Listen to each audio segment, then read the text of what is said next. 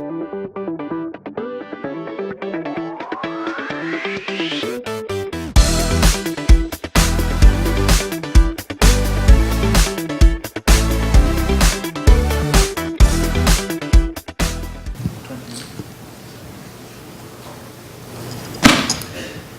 so I'll be presenting a model to do selectional preference acquisition using a neural network approach.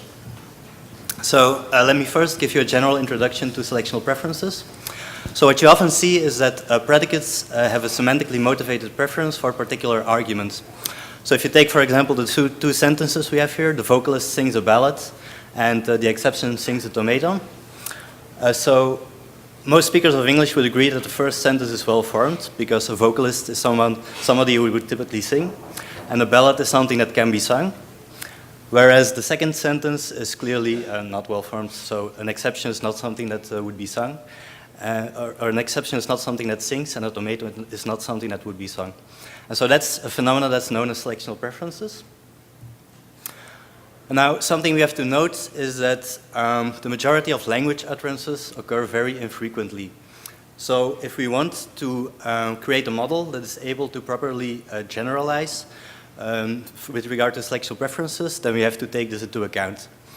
And to actually do this generalization step, earlier approaches have used different methods. So for example, they've relied on handcrafted resources such as WordNet. Also, people have looked at latent variable models to do this generalization step, and then a last method has been tried to use distributional similarity metrics to do the generalization. But so in this research, we're going to use neural networks to do so. So let's look at the actual model. So the model is actually inspired by the recent advances with regard to neural network models for natural language processing applications. So I'm referring here to Colabert and Weston in particular. And so the idea will be to train a network, a neural network, that is able to discriminate between felicitous and infelicitous arguments for a particular predicate. And the model will be entirely unsupervised, so the preferences are all learned from corpus data in the sense that so positive instances will be constructed from the data that is actually in the corpus, and negative instances are constructed from the same instances that are corrupted in a random way. And there will be two different architectures, so one that is able to handle two-way selectional preferences, so standard selectional preferences, and another architecture that will be handling multi-way selectional preferences. And so here is the actual architecture. So for the two-way case, we use a feed-forward neural network architecture. It has one hidden layer. And so if you have a tuple, ij, so a verb and an object, a direct object, for example, it's going to be represented as the concatenation of two vectors, the vector for the verb and the vector for the object. And those vectors are extracted from embedding matrices, so the matrix for the verb and the matrix for the object. And those matrices will also be learned during training. So that gives us the vector x, the concatenation of the vector for the verb and for the object. And that's going to be the input to our neural network. So it's going to be given to the network, so multiplied by the first weight matrix and the biases added. And then we apply an element-wise activation function, so the 10h, and that will give us the activation of the hidden layer. And then that activation is multiplied by the second weight matrix, which will give us the final preference score, selectional preference score, for the particular tuple.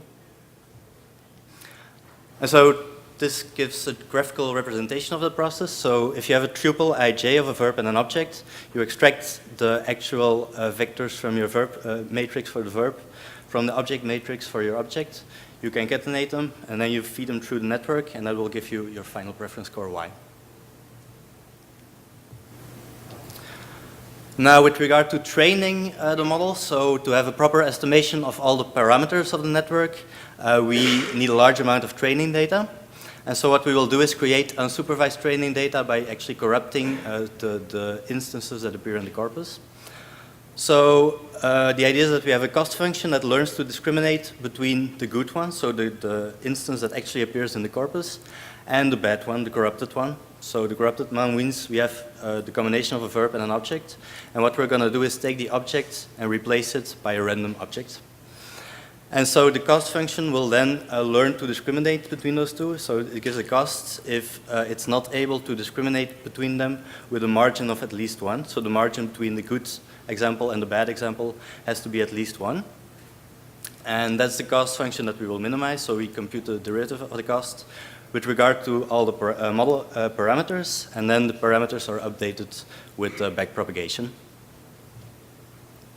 So that's for the two-way case. Now if you look at the multi-way case, so in this case, for example, if you have three-way selectional preferences, so what you're going to have is the same architecture, but one extra embedding matrix for each extra argument that you want to model. So in the case of subject-verb-object tuples, for example, what you're going to have is the concatenation of a vector for the verb, a vector for the subject, and a vector for the object that are extracted from 3 different matrices. But the rest of the architecture stays the same. And this gives you, again, the graphical representation of that. So instead of the 2 matrices for the verb and the object in the two-way case, we now have 3 matrices, one for the verb, one for the subject, one for the object. And then the rest of the network is the same. So you concatenate the vectors into vector x, and that you feed through the network to compute your final preference score y. Now, with regard to training, we need to change the procedure a little bit. So this is an adapted version of the objective that we want to train. So what we do is we have our tuple ijk, so of a subject, a verb, and an object.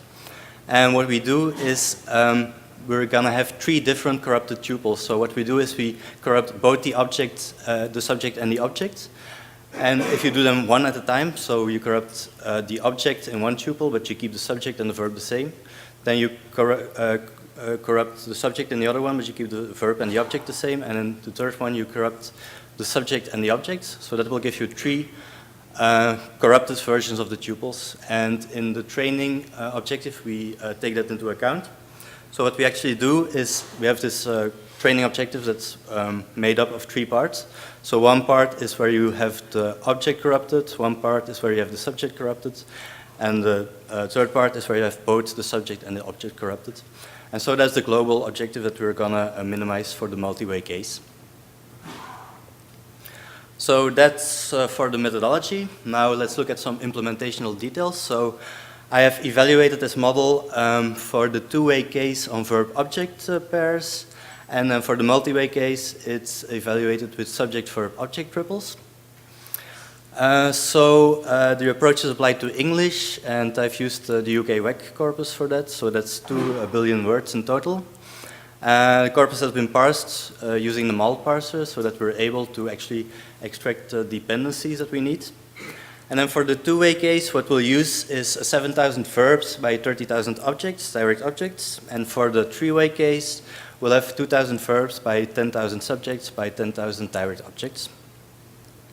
Now the embedding size of our matrices will be 50, and we use 100 units in the hidden layer. And then to actually do the training, we'll use mini-batch LBFGS using 1,000 pairs of good and corrupt examples per batch. So looking at the evaluation now, so what I've used for the evaluation is a pseudo disambiguation task. So that's a standard task to evaluate selectional preferences. And it's actually, it bears quite some similarity to our training objective.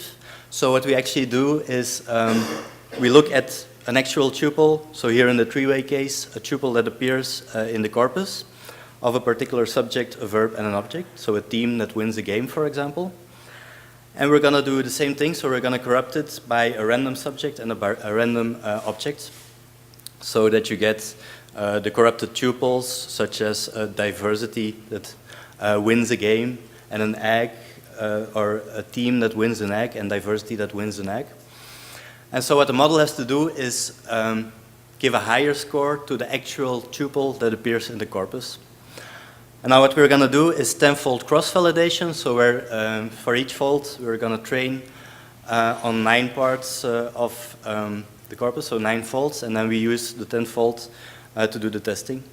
And what we do is we make sure that in one particular fold, all the examples of a particular tuple appear in that fold, so that instances that you test on are never seen during training time. So that allows us to actually test the generalization capacity of our network. So looking at the results, here are the results for the two-way case. So I've compared to a number of other models. So the first model is a model by Matt Root and others, which uses a latent variable model, which is based on an expectation maximization algorithm.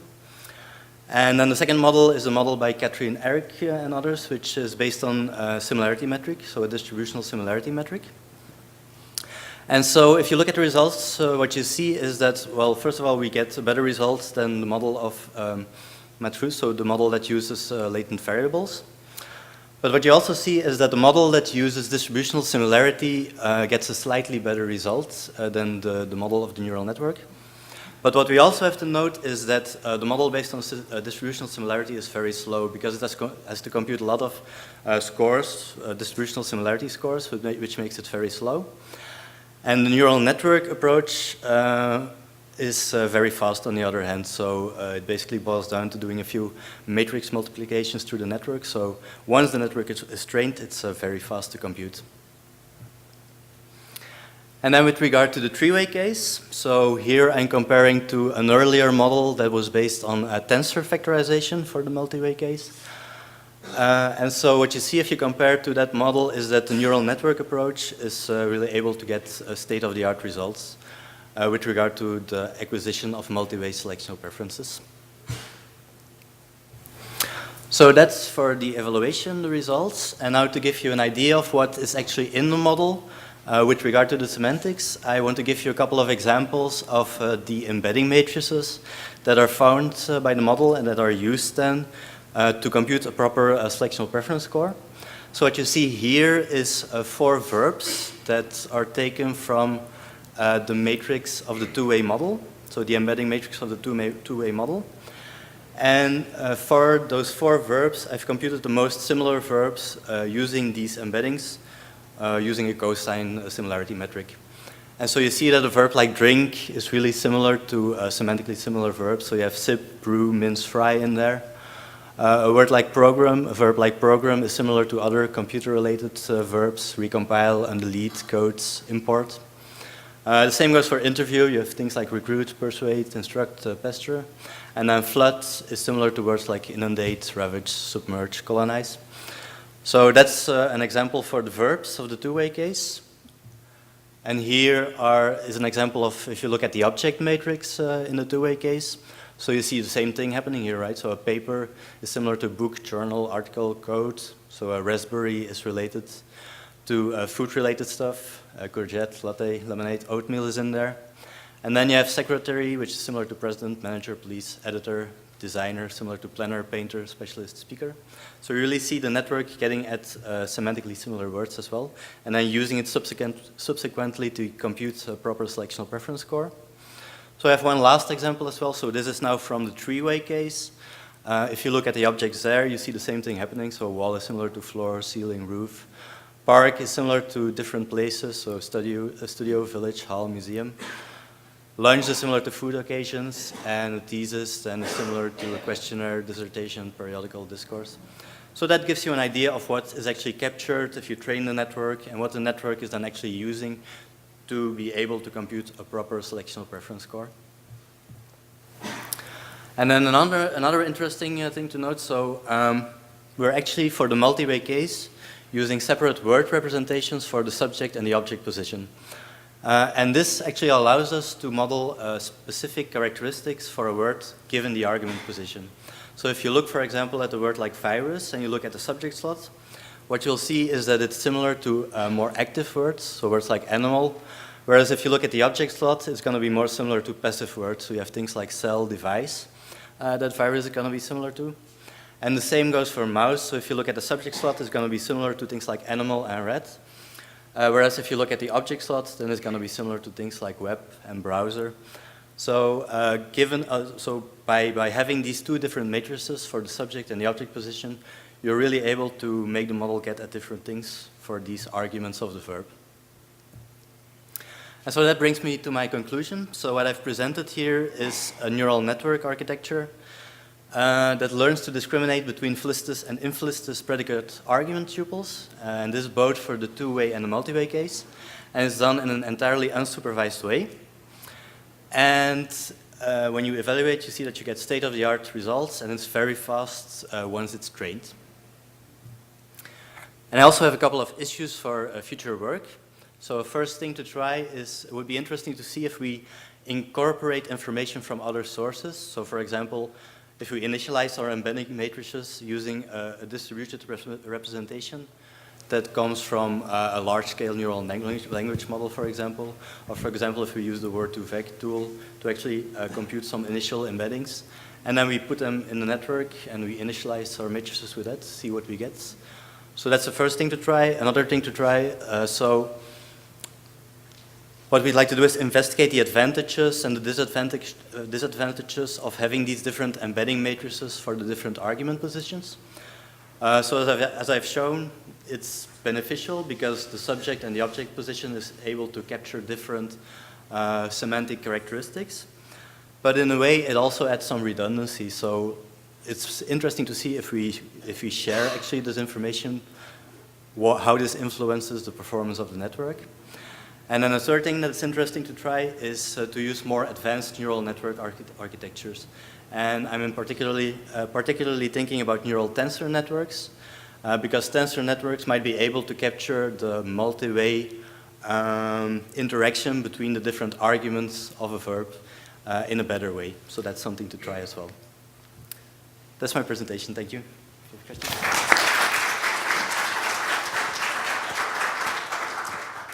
Okay, thank you. So we have quite some time for questions.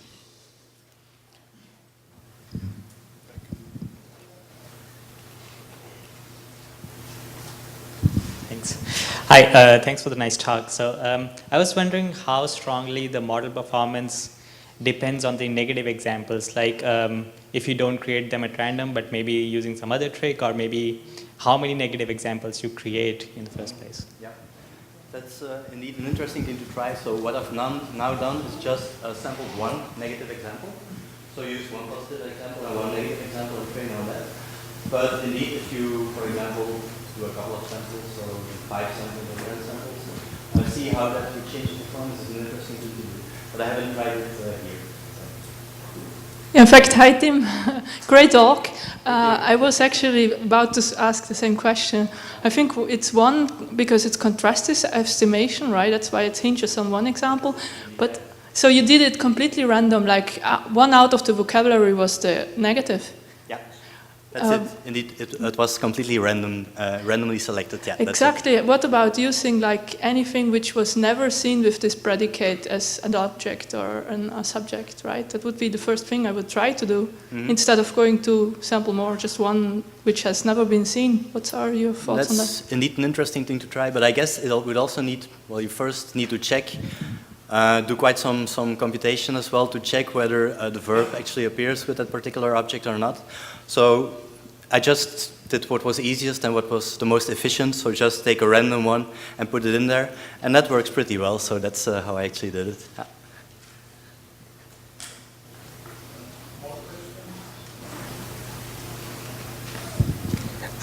Nice talk. So I'm wondering if you also evaluate your model on semantic similarity tasks, something like, I mean, verb object composition, something like that. No, that's also a very interesting thing to do, and that's something that I'm actually working towards that direction now. But in this work, I haven't evaluated on something like compositionality, for example. No. Okay. Thanks.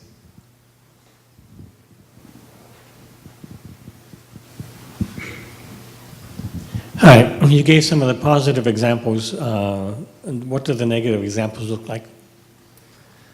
So the negative examples, I also, well, it's pretty similar to, so for the training you mean, right? No, I'm sorry. For the output, you gave, so those are the cases that work well, right? Okay. And some cases that don't work, what do they look like? Are they completely random, or is there some sense to them, or what?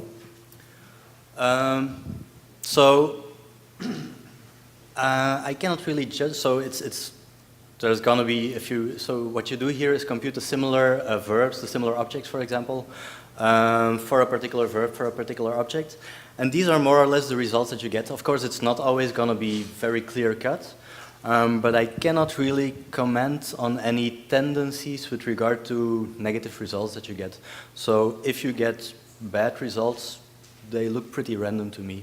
But so what you mostly see is actually showing semantic similarity showing up in your dimensions, in your embeddings. So.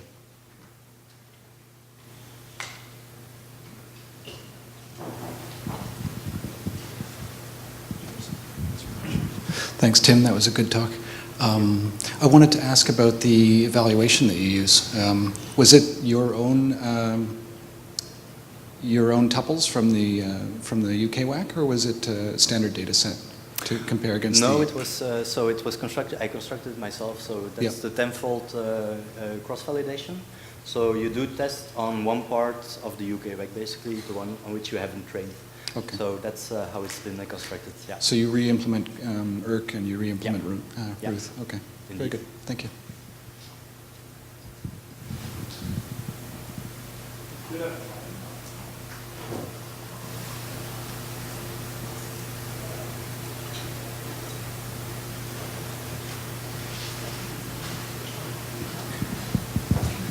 I would like to ask a question. Can you go back to the slide where you present the examples of the first task? The examples of the first. Oh, the data, the training data. The training data. Just go back, please. Yeah, that one. This one? Okay. So, when you write here, applied to English using the UQAC corpus, is it 2 billion words? Or what is it 2B here? Yeah, it's 2 billion words indeed. And you trained your network on this, or? The network is trained on those 2 billion words, taking into account that you have these 10 folds, so 9 folds of the corpus are used to train. Yeah. But then the network is pretty small. Don't you think that you underfit the data? You would need much more capacity to train a network on so many data. You just have one hidden layer, pretty small, 100 units. It's written 100 units, so you don't really have a lot of capacity. Well, there's definitely room left to experiment, but I don't have a feeling. I mean, what you get out is really giving good results, so I don't really have the feeling that there's underfitting going on here.